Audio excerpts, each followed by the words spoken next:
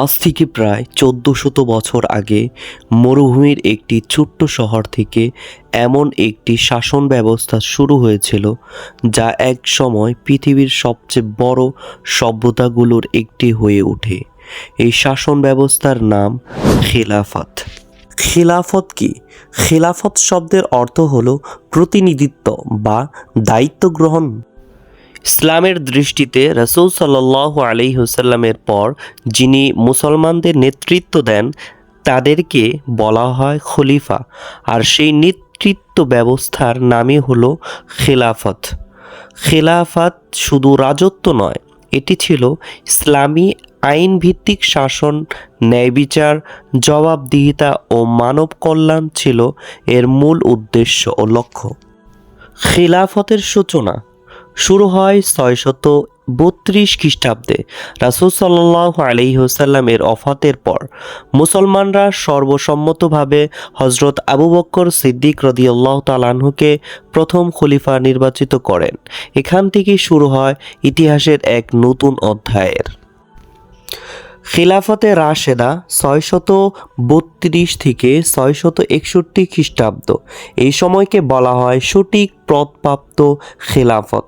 ৪ খলিফা: হযরত আবু বকর সিদ্দিক রাদিয়াল্লাহু তাআলা আনহু, হযরত উমর রাদিয়াল্লাহু তাআলা আনহু, হযরত উসমান রাদিয়াল্লাহু তাআলা আনহু, হযরত আলী রাদিয়াল্লাহু তাআলা আনহু। এই সময়ের বৈশিষ্ট্য: খলিফারা সাধারণ মানুষের মতো জীবনযাপন করতেন, শাসক আদালতে সাধারণ মানুষের মতো দাঁড়াতেন, রাষ্ট্রের টাকা রাষ্ট্রের জন্যই ব্যয় হতো। ইতিহাসে এটিকে ন্যায় বিচারের আদল বা যুগ বলা হয়। উমাইয়া ও আব্বাসী খিলাফত। উমাইয়া খিলাফত ৬৬১ থেকে ৭৫০। রাজধানী দামেস্ক। ইসলাম ছড়িয়ে পড়ে আফ্রিকা, ইউরোপ, স্পেন পর্যন্ত। আব্বাসী খিলাফত ৭৫০ থেকে ১২৫৮। রাজধানী বাগদাদ। এটি মুসলমানদের স্বর্ণযুগ।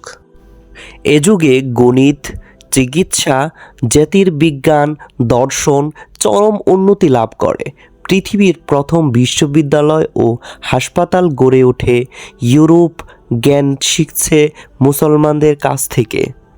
উসমানী খেলাফত ১২৯৯ থেকে ১৯২৪, প্রায় ৬০০ বছরের শাসন। রাজধানী ইস্তাম্বুল। এই খেলাফত এশিয়া, ইউরোপ, আফ্রিকার বিশাল অংশ শাসন করেছে। অমুসলিমদের ধর্ম পালনের পূর্ণ স্বাধীনতা দিয়েছে। শরিয়া ও আধুনিক প্রশাসনের সমন্বয় করেছে। খিলাফতের পতন। প্রথম বিশ্বযুদ্ধের পর মুসলিম বিশ্ব দুর্বল হয়ে পড়ে। ১৯২৪ সালে তুরস্কের নেতা মুস্তফা কামাল আতাতুর্ক উসমানী খিলাফত আনুষ্ঠানিকভাবে বিলুপ্ত করেন। এখানেই শেষ হয় প্রায় ১৩০০ বছরের খিলাফতের ইতিহাস। খিলাফত কেন আজও আলোচিত? কারণ খিলাফত ছিল শুধু একটি রাষ্ট্র নয়, বরং নৈতিকতা, ন্যায়বিচার ও জবাবদিহিতার শাসন ব্যবস্থা। আজও মুসলমানরা প্রশ্ন করে, আবার কি এমন ন্যায়ভিত্তিক শাসন সম্ভব? খিলাফত ছিল ইতিহাসের একটি অধ্যায়, কিন্তু এর ন্যায়বিচার ও আদর্শ আজও মানুষের হৃদয়ে বেঁচে থাকবে ইনশাআল্লাহ।